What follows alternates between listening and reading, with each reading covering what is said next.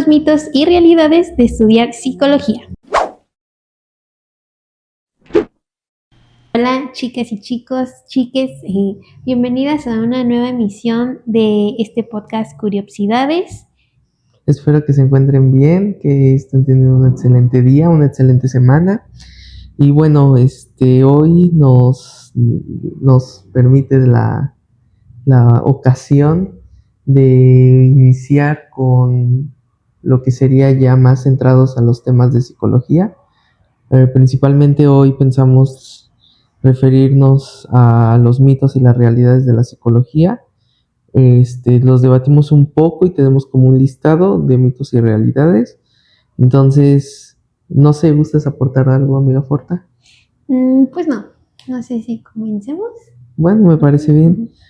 Me parece bien comenzar. Entonces, el primer mito es que estudia la mente. Yo esto lo puse porque hay diferentes teorías y corrientes que la niegan, e incluso que varios autores, como Herbert Wright, proponen que la mente es un error categorial.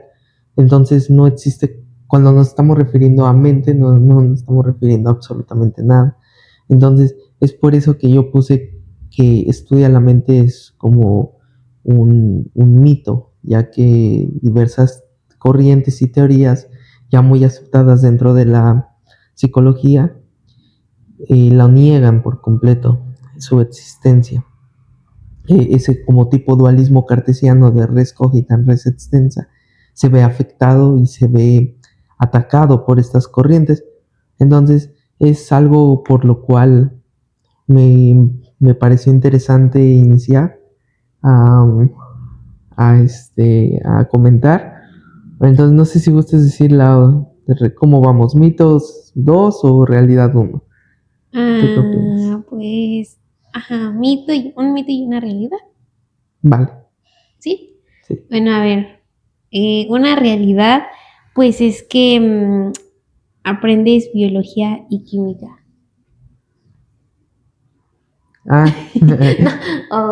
Ok. Es que, a ver, digo mito dos. Ay, no sé. sí, ¿por qué? Porque dije, aprendes biología y química. ¿Qué tiene? Bueno, sí. Bueno, ya. A ver, ¿le sigo? Ajá, ok, Pero sí no será muy confuso ¿de qué? de que un mito y una realidad, un mito y una realidad. Bueno, entonces pongamos ¿Mito? mitos primero y realidad después. Bueno. Ah, Bueno, pues, pero antes empezamos. puedo preguntar algo. ¿Sí? ¿Sí? Ajá. Bueno, a ver, a mí me surgió la duda de que era un error categoría. Me suena como que es error del humano para hacer categorías o algo así. No, un error categorial es preguntar algo que no está en la misma categoría. Como por ejemplo, el ejemplo que pone Hilbert Wright es el de, por ejemplo, tú vas a, y le dices a un amigo, preséntame una universidad, y él te dice, sí. Entonces te lleva primero a la biblioteca, después te lleva a las aulas y después te lleva, no sé, al taller de música. Ok. Y te dice, muy bonito y todo, pero no me has presentado a la universidad. Ajá. Ese es un error categorial porque está metiendo en una categoría, es decir, en la categoría de salón, o sea, lo está metiendo como una categoría eh, equivocada. O sea, porque lo que tú le estás enseñando son partes de una universidad. Ok. Entonces no le estás enseñando a la universidad en sí, Ajá. sino, o sea, lo que está preguntando es por la universidad en sí, Ok. pero tú lo que le estás mostrando es parte de la universidad. Ajá. Pero la universidad no es un salón o dos, sino es todo el conjunto. Ok. Ok. Oh. Ok. Ok, bueno. Ajá. Y bueno, sí, justamente, ¿no? Es interesante, yo tenía esta duda, porque luego aquí mi compañera sobreviviente como que expresa términos que luego no entiendo, ¿no? Entonces es cuando como que le pregunto y así, y no sé, ya, ¿no? Es parte del aprendizaje. Bueno, ahora vamos con el segundo mito. Bueno, como les comentamos, son mitos y realidades. Ahorita vamos a mencionar todos los mitos y ya después todas las realidades. En este caso, el segundo mito sería que no hay matemáticas. Y bueno, mucha gente piensa, ¿no? De, voy a estudiar medicina porque no hay matemáticas, ¿no? Y pues se van entrando y se van dando cuenta que sí. Pero pues podría ser un poco más lógico que haya matemáticas en medicina que en psicología, ¿no? Sin embargo, pues en psicología tenemos también esta parte como tanto de estadística y muy sorprendentemente también programación, ¿no? Exacto, y también en este rollo de lo más actual que se está diciendo, que es de la inteligencia artificial, los psicólogos estamos muy metidos en ello eh, con la matematización de procesos de aprendizaje. Entonces, creo que cabe recalcar mucho que las matemáticas iban muy de la mano con la psicología y la programación es algo muy nuevo que se está metiendo dentro de este rubro. Entonces, sí, bastante acertada ese mito de que no hay matemáticas, porque sí, al ser una ciencia como la biología, la química o la física, se convierte en una disciplina la cual se sustenta a partir de las matemáticas. Y sí, bueno, justo a mí me gustaría dar como un ejemplo, porque ustedes a lo mejor se preguntarán, como por qué razón hay estadística, ¿no? Bueno, pues es muy importante a mi parecer, que yo creo que todos los psicólogos, independientemente del área a la que se dediquen, pues tienen que saber lo básico al menos de estadística, ¿no? Y pues, ¿para qué estadística? Pues principalmente para mantenernos actualizados, porque en los artículos normalmente, en lo más reciente, ¿no? De los resultados de experimentos que hacen o así, pues normalmente hacen como pruebas para analizar pues los datos que se recaban de los experimentos, ¿no? Y usan muchos términos así como de, ¿cómo se llama esto? Desviación estándar, Desviación estándar, media media moda. moda, ajá, cosas así muy básicas, pero también están las otras pruebas, ¿no? Que es tipo para comparar muestras, para ver justamente si un tratamiento ha funcionado, ¿no? O sea, evalúan a los pacientes antes del experimento, ¿no? Y hacen como que la intervención y después vuelven a evaluar a esos mismos pacientes y es lo que hacen pruebas justo para comparar. ¿Y ese sería qué? ¿En la nova? Es la nueva. Sí. Ajá. Sería como la prueba que se llama ANOVA. Entonces, justo hay como números o parámetros, ajá, bueno, valores numéricos como determinados, ¿no? Que dicen que si está por arriba de este valor, pues ya significa algo, ¿no? Si está por debajo de este valor, significa ya otra cosa. Entonces, pues por eso siento yo que, al menos para mantenernos actualizados como psicólogos, sí es muy importante pues saber de estadística para poder leer pues artículos y pues las nuevas descubrimientos. Sí, y eso es todo lo que tienes que aportar. Sí, ¿Sí? sí, sí. Ok. Entonces, el otro mito que anotamos es un psicólogo solo da terapia. Pues bueno, creo que es el mito más difundido. ¿Por qué? Porque en el primer capítulo lo usamos, lo mencionamos al principio.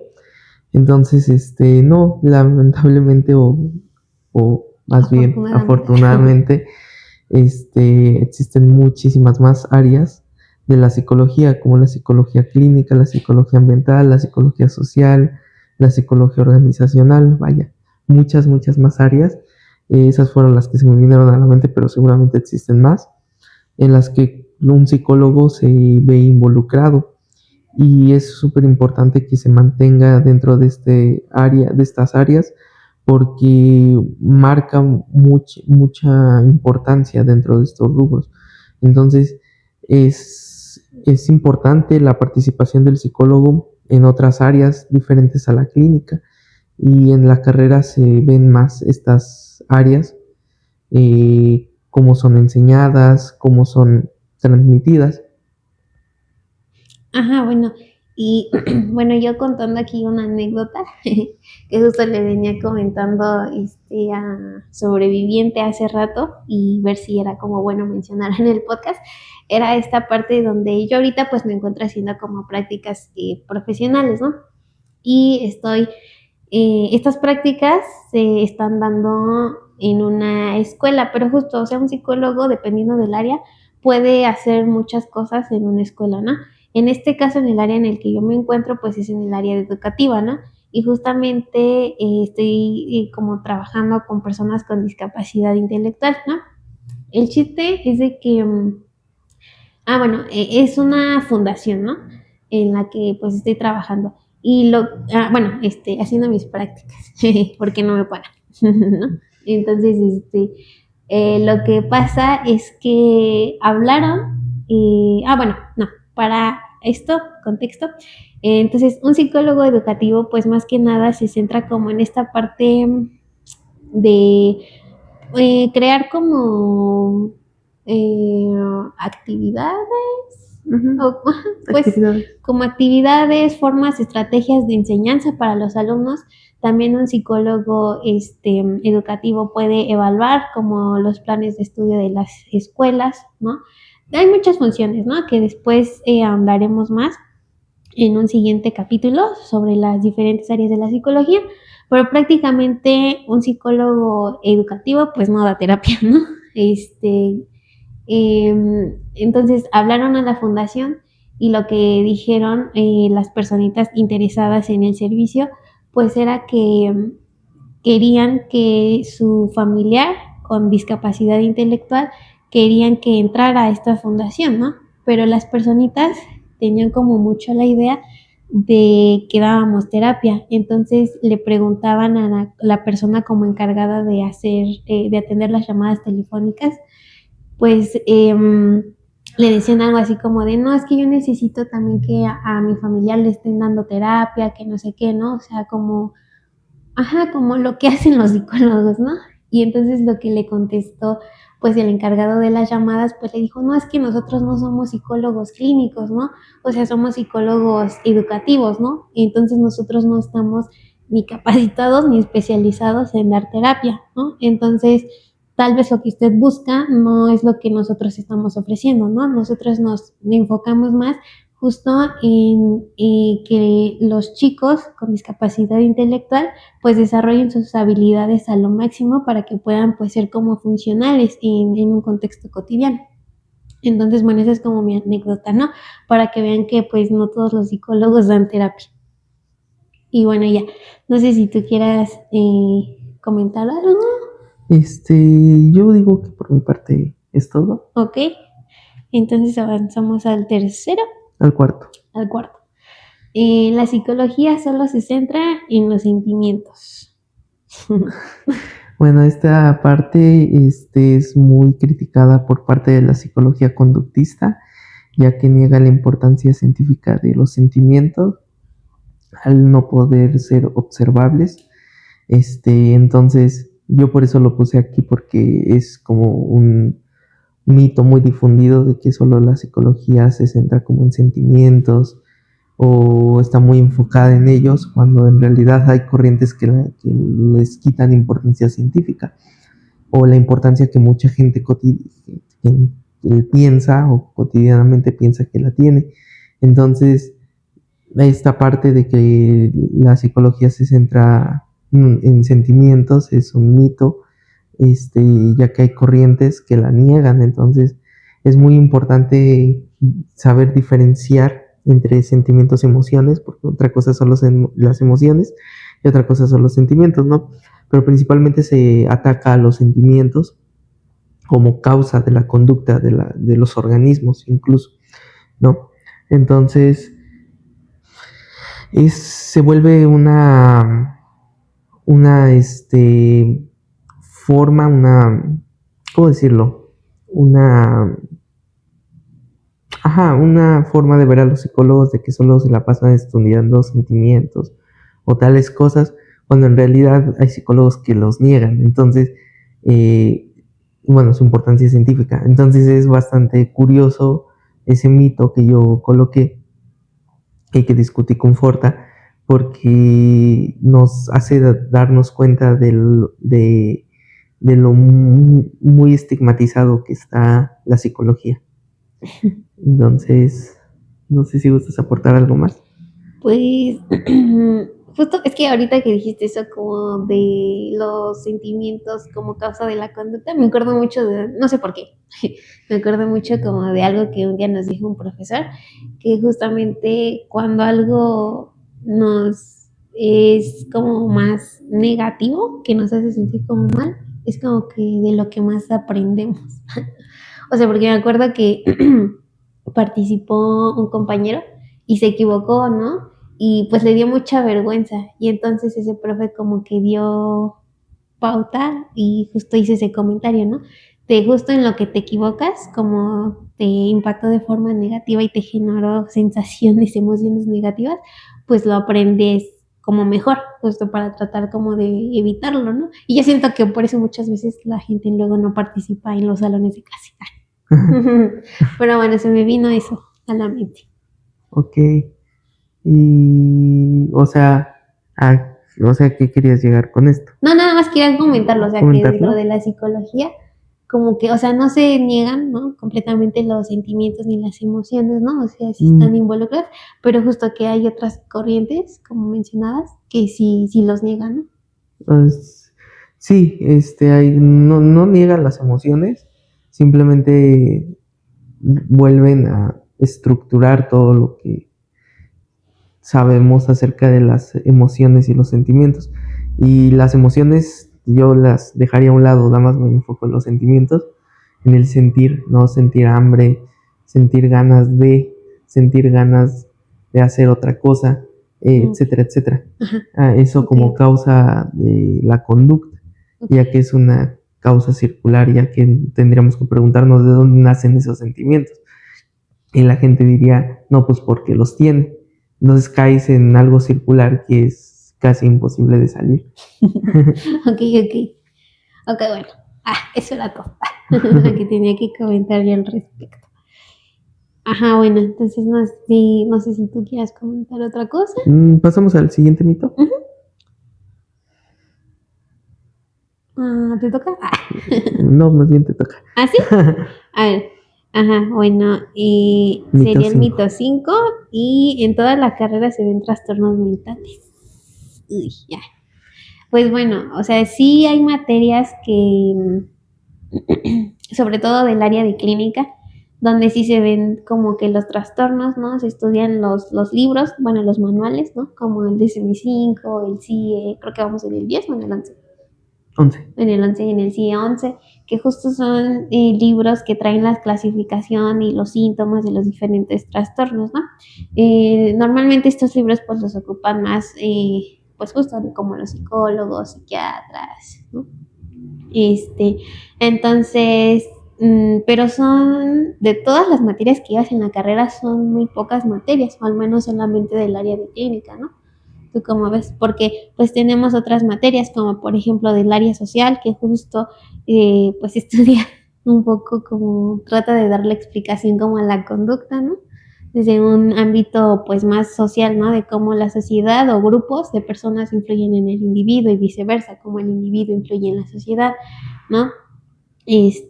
También tenemos materias sobre de programación. También tenemos materias de estadística, o sea, hay mucha variedad, no solamente es como de trastornos.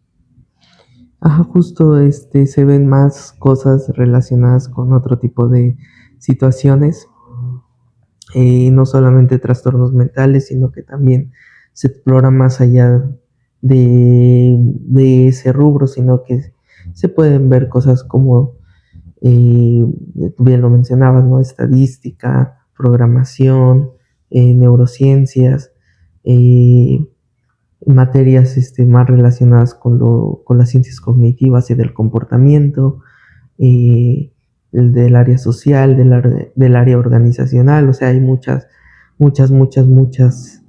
eh, materias las cuales van enfocadas en otra cosa, que no son especialmente trastornos mentales.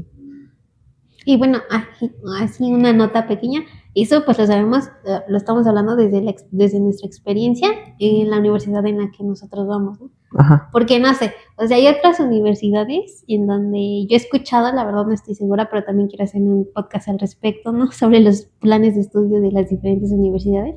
Pero al menos yo he escuchado de otros compañeros de otras universidades que dicen que, por ejemplo, ellos sí nada más ven de que psicoanálisis, ¿no? Ajá. Y bueno, ya era todo.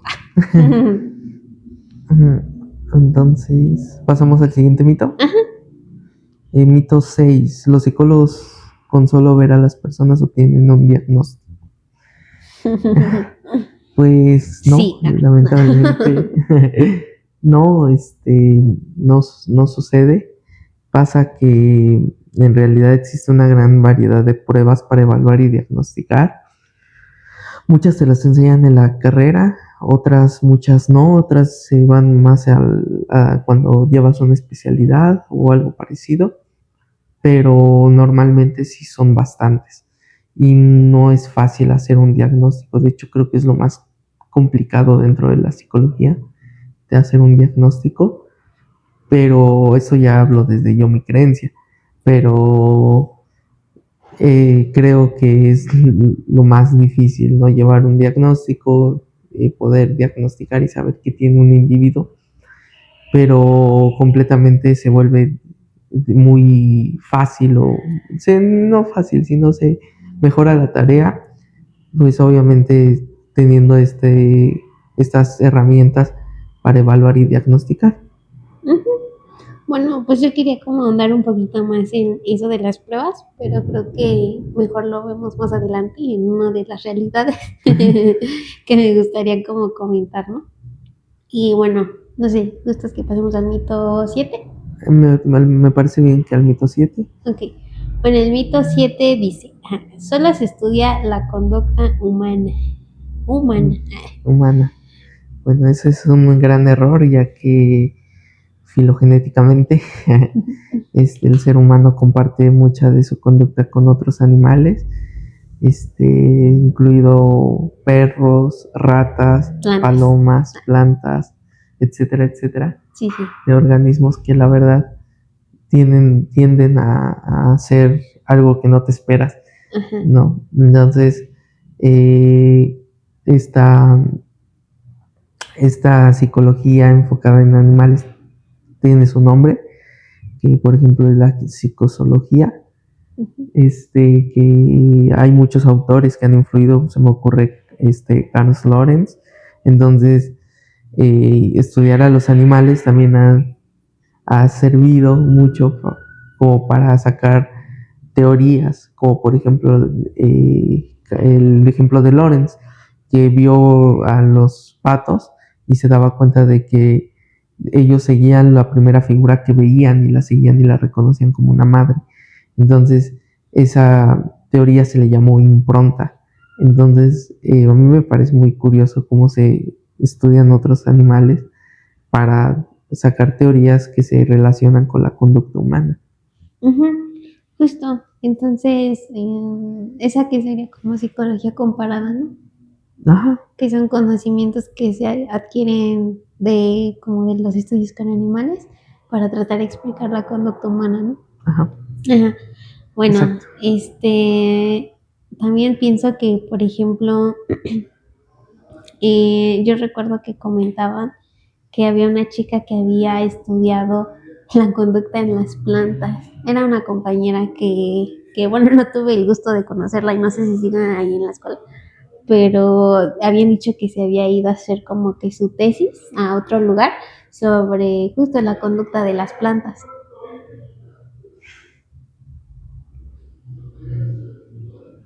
Me pongo esto.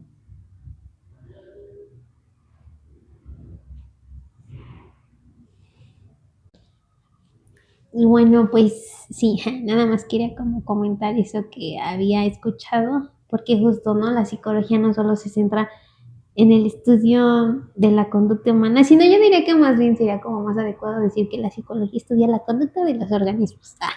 Pues sí, es más ¿No? aceptado y de hecho así se llama un libro de Skinner. Entonces, sí. La conducta de los organismos. Bueno, ya, eso era lo que yo tenía que comentar. Ahora vamos con las realidades. Ok, las realidades. ¿Te parece bien iniciar o yo? A ver yo. A ver, la realidad uno. Aprendes biología y química. Ok. Ok, pues sí, aprendes mucho sobre el organismo, sobre distintas teorías relacionadas con la biología, como por ejemplo la teoría de la evolución. eh, Inclusive terminas viendo cosas de neurociencias, como por ejemplo las células de la glía, cómo están estructuradas las neuronas. eh, Terminas viendo factores químicos como por ejemplo el potencial de acción, cómo influye el potasio, el calcio, ¿cuál otro? ¿El magnesio? Sí, Sí, sí, el el magnesio. magnesio, calcio, potasio, magnesio, y el cloro también.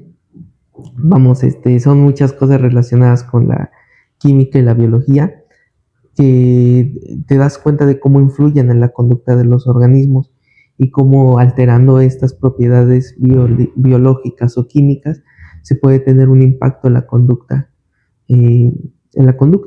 Entonces, yo digo que es fundamental aprender o saber algo de biología y de química para poder saber qué sucede dentro de la conducta más a un nivel fisiológico. Ujú, justo. Bueno, también yo, ay, creo que yo hablo más desde experiencias últimamente y no tanto desde conocimiento como tal. Pero bueno, lo que iba a comentar justo era una como especie de anécdota en la que, bueno, yo tomé una materia sobre bueno, sobre alimentación y microbiota, ¿no? Y cómo esto obviamente tenía un impacto pues en la conducta o a nivel, pues en el cerebro, ¿no? Y por ejemplo, en cuanto a biología, yo quería mencionar que, bueno, obviamente se requiere saber como términos de biología y de hecho nuestros profesores eran biólogos y bueno, o sea, a lo que iba es que nos enseñaban temas como esta parte de los tipos de biodiversidad, ¿no? O sea, que es tipo de biodiversidad alfa, beta, gamma, aprendí como esas cosas que yo supongo que son muy, pero muy básicas, ¿no? Pero bueno, ya tenemos el conocimiento de eso. Y bueno, eso para qué no nos los enseñan, pues para estudiar un poco la composición de la microbiota intestinal y cómo esto influye pues en nuestro estado de ánimo y cosas así, ¿no? También en cuestión estadística, pues se ocupan diferentes como medidas, valores, nombres de pruebas para analizar los datos, ¿no? Por ejemplo, justo esta, si no mal recuerdo, para comparar justo esta parte de la abundancia de la biodiversidad, o sea, de los tipos de bacterias. Bueno, no, a ver, deja empiezo otra vez. Bueno, y también se me viene a la mente como en cuestión de conocimientos de biología, en la parte más de estadística, ¿no? Por ejemplo, así como nosotros tenemos como para comparar eh, muestras que se usa, por ejemplo, en la NOVA, ¿no? Ellos tienen otro tipo de mediciones con base a lo que estudian, ¿no? Que son como tipo organismos, como bacterias, cosas así, ecosistemas, y usan, por ejemplo, yo me quedé mucho con el nombre del índice de Shannon. Entonces, ellos ocupan ese tipo de pruebas para analizar los datos que ellos recaban, ¿no? Ese índice de Shannon, pues la verdad es que en psicología pues no se ve, a menos que sean estudios que estén relacionados con microbiota intestinal y cosas así. Pero bueno, es lo único que yo tendría como que aportar. Ok, ¿te parece si pasamos a la realidad 2? Ajá, vale. ¿Quieres leerla? Porque creo que esta tú la pusiste, Ah, entonces sí, tú sí. sabes más de ella. Ah, bueno, pues va muy relacionado con lo que acabo de mencionar, que es que aprendes sobre alimentación, ¿no? Como yo les comentaba, tuve dos materias relacionadas con la alimentación y cómo esto influía, ¿no? La alimentación tiene mucha influencia en la composición de la microbiota intestinal, ¿no? Y la microbiota intestinal a su vez, bueno, muchos le llaman que es el segundo cerebro y muchos otros dicen que deberían de ser el primer cerebro, porque justo su composición influye mucho y los procesos que lleva a cabo influyen mucho como en esta parte de la conducta y en nuestros neurotransmisores sobre todo, ¿no? O sea, por ejemplo, ahorita se me ocurre el ejemplo del chocolate negro. El chocolate negro o sea, consumirlo es muy bueno. Ay, perdón, es que tengo ahí como problemas respiratorios. Bueno, el chiste es de que el chocolate negro es... Bueno, a mí ahorita se me ocurre el ejemplo del chocolate. Ustedes sabían que consumir chocolate ayuda al estado de ánimo, pero no cualquier chocolate, sino el chocolate negro. Y el chocolate negro, pues, es el que tiene como poca leche y, pues, ajá, o sea, poca leche y como bajo en azúcar, ¿no? Entonces, el chocolate negro normalmente ustedes lo pueden identificar cuando en la barrita, ¿no? Atrás, como en la parte de contenido energético y esas cosas en la barrita, pueden ver que tiene más del 70% de cacao. Ese pues sería el chocolate negro y la verdad es que se ha visto en diferentes estudios, también si voy a andar más en estos tipos de estudios en unos siguientes capítulos por si les interesa, pero más así a grandes rasgos, pues bueno, el cacao o el chocolate negro, que es por arriba del 70%, tiene dos componentes principales que son los flavonoides y el triptófano. Y estos componentes ayudan muchísimo al estado de ánimo, a la cuestión del estrés, ¿no? Por ejemplo, los flavonoides son antioxidantes. ¿Y qué significa esto? Que estos antioxidantes tienen mucho que ver con esta cuestión de desarrollar trastornos como por ejemplo la depresión o la ansiedad. Esto quiere decir que podemos usar el chocolate negro no como, bueno, podemos usarlo como prevención a este tipo de trastornos como de ansiedad o de depresión. Como tal, en estudios no se ha visto que en cuestiones de personas que ya tienen estos trastornos como ansiedad o depresión, que ya los tienen bien, o sea, no se ha visto que si se usa como tratamiento tenga pues mucha efectividad. Sin embargo, tampoco ahorita como cuestión de prevenir ansiedad o depresión, no quiere decir que comiendo chocolate ya seguro que lo vas a prevenir, ¿no? Hay muchos otros factores que van a influir, ¿no? Como la calidad del sueño, pues también cuestiones del ambiente, ¿no?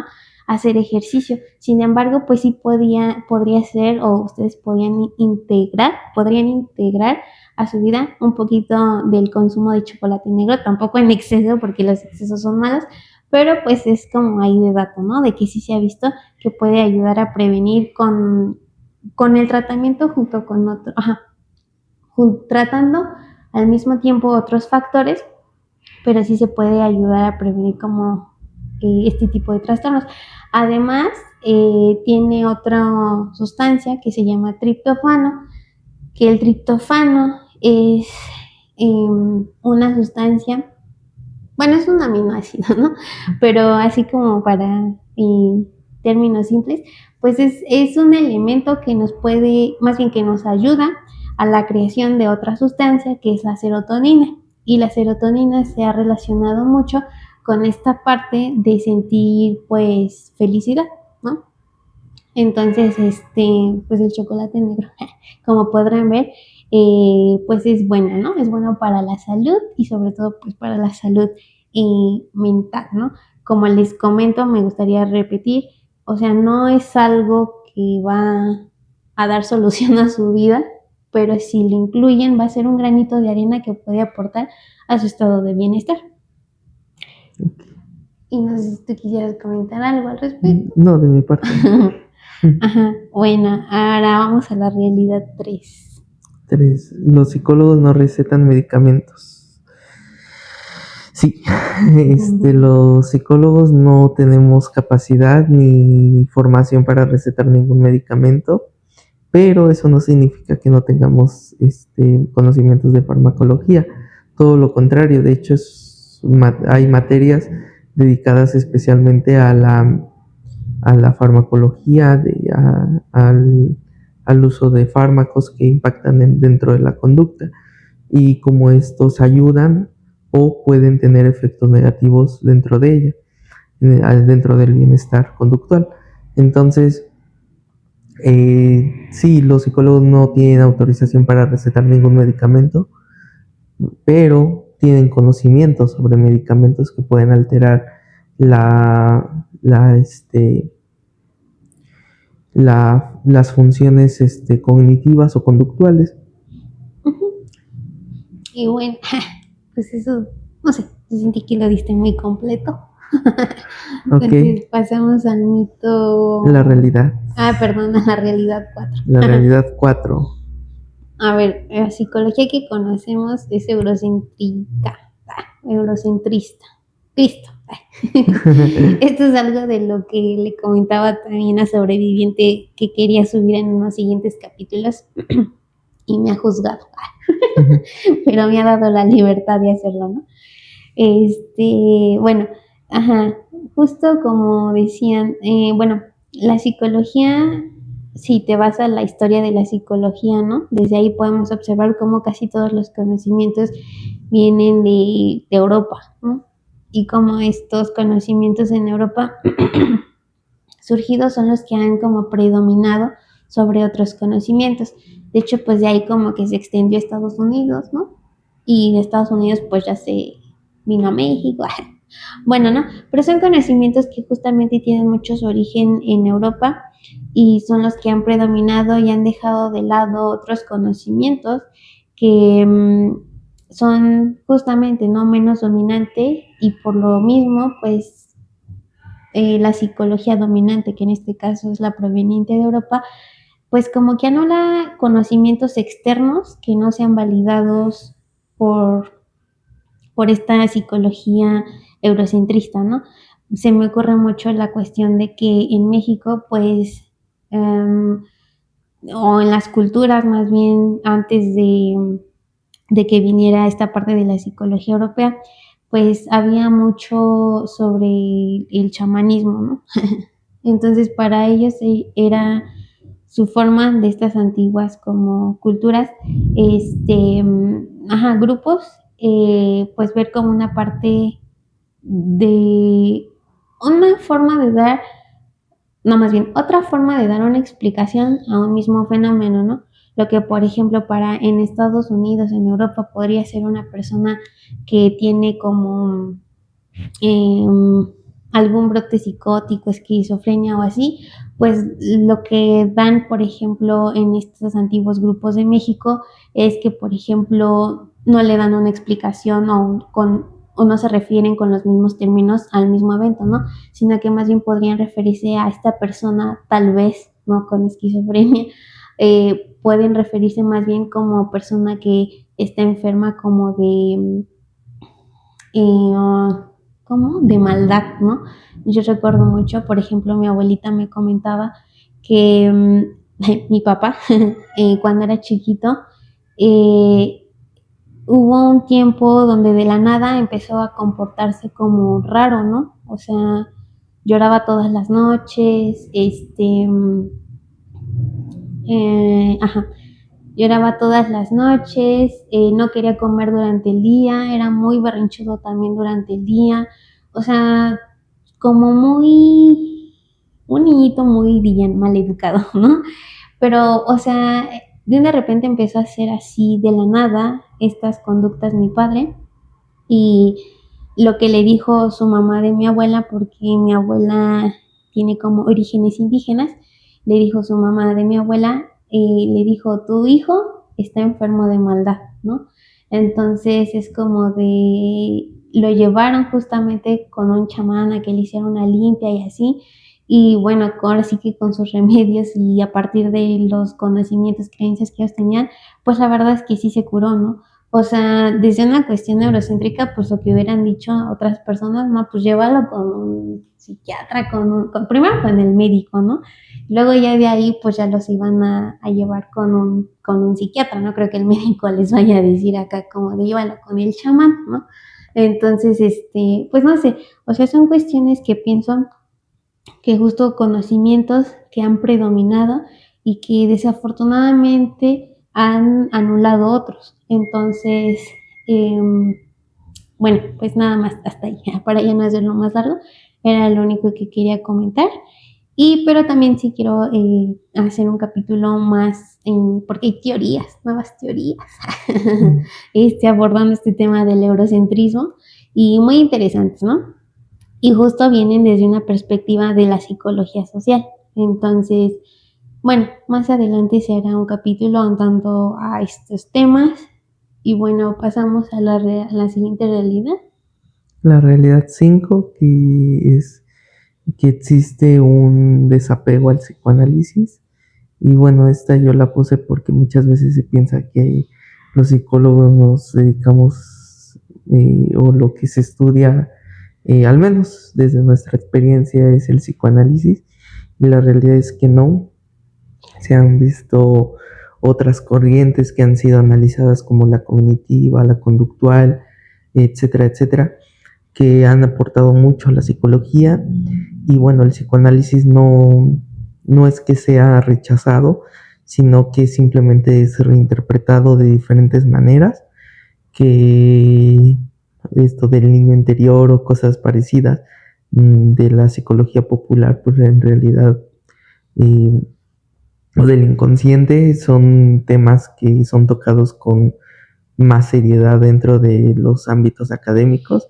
Entonces, eh, decir que ahorita nos sustentamos en el psicoanálisis, pues es estar equivocado, porque en realidad no lo hacemos, sino que nos apoyamos de diferentes modelos y teorías que ayudan a comprender la conducta. No sé si gustas mencionar algo más. Ajá, pues que justo, o sea, esto no está descartando el hecho de que sí, hay psicólogos que sí se sustentan totalmente en el psicoanálisis, ¿no? Pero también pues hay otros que pues justo son como más eclécticos, ¿no? En cuestión de que justo, como dice Sobreviviente, se apoyan de diferentes corrientes y para tratar a un paciente lo que hacen es como que pues de diferentes justo conocimientos que se han producido de diferentes corrientes, teorías, pues las van ocupando para favorecer pues la rehabilitación, la recuperación del paciente, ¿no? Entonces, bueno, ya es todo. No sé si gustas pasar a la realidad 6. Tú también la escribiste, entonces. Sí, sí, justo lo que les decía, y está muy relacionado con uno de los mitos que ya mencionamos, que es que con esta parte del diagnóstico, ¿no? Que se usan pruebas para la evaluación y diagnóstico, pues son caras, son caras. Y normalmente sí las ocupan más como personitas relacionadas con cuestiones más fisiológicas y anatómicas, ¿no? O sea, como por ejemplo los neuropsicólogos, ¿no?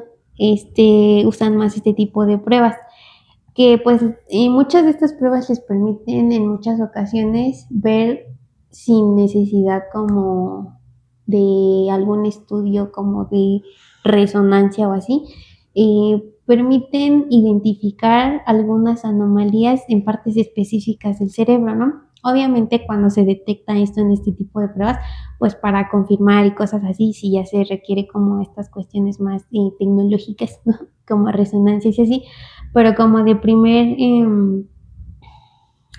tipo, como primer acercamiento, sí se podrían usar este tipo de pruebas, ¿no? De diagnósticas y son caras, por ejemplo, existe el Neuropsy, de las fuentes que yo he visto, porque existen dos, existe el Neuropsy breve y el Neuropsy, pues normal, ¿no? Como extenso, por decirlo de alguna forma. Más o menos, sus precios andan por ahí, del Neuropsy normal, anda por arriba de los 6,000 pesos, ¿no? Y Mexicanos. ahorita, ajá, mexicanos. Y ahorita que estaba investigando más, hasta en Mercado Libre, y cuesta por ahí de los 7,000 pesos, ¿no? Entonces, y sí está cariñoso.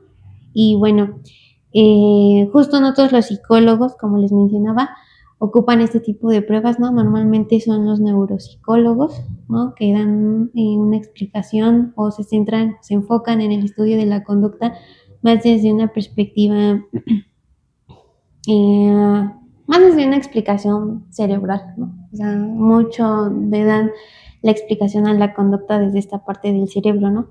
Entonces, pues sí, el Neuropsy es una prueba que evalúa sobre todo los procesos cognitivos y bueno, hay partes del cerebro que están como especializadas en los diferentes procesos cognitivos, ¿no? Como por ejemplo la memoria se da en una estructura específica del cerebro, la atención en otra estructura específica del cerebro. Y si en el Neuropsy sale cierto puntaje como anómalo, por ejemplo, en memoria, pues ya vamos a poder detectar que hay fallas posibles en el hipocampo, ¿no? Y por ejemplo, esto pues ya lo podemos llevar a lo mejor con un neurólogo, canalizar, ¿no? Y pues que ellos ya hagan como que lo necesario para pues la intervención, crear una intervención como en conjunto, ¿no? Para el paciente. Y bueno, ya, eso era todo lo que tenía que mencionar, que las pruebas pues sí son caras. Entonces, si algún día les cobran caro, pues ya van a saber por qué, ¿no? Sobre todo si les hacen pruebas. Ok, interesante.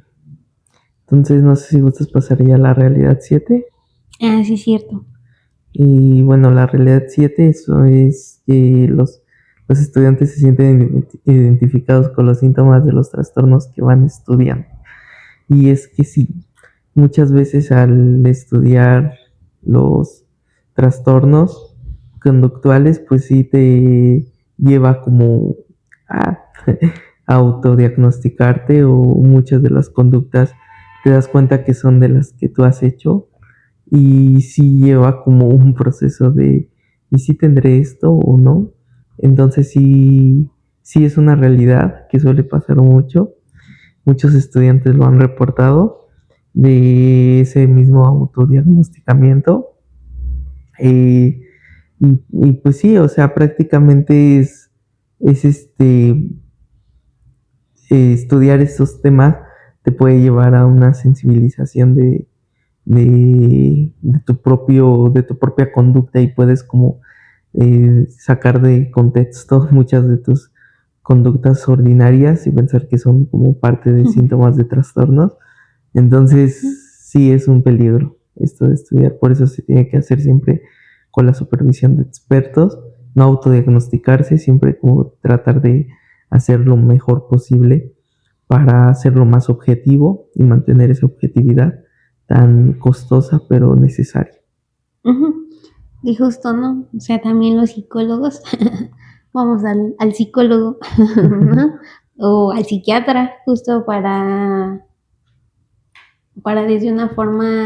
desde una perspectiva objetiva, ¿no? Ver si realmente a lo mejor tenemos algo o no.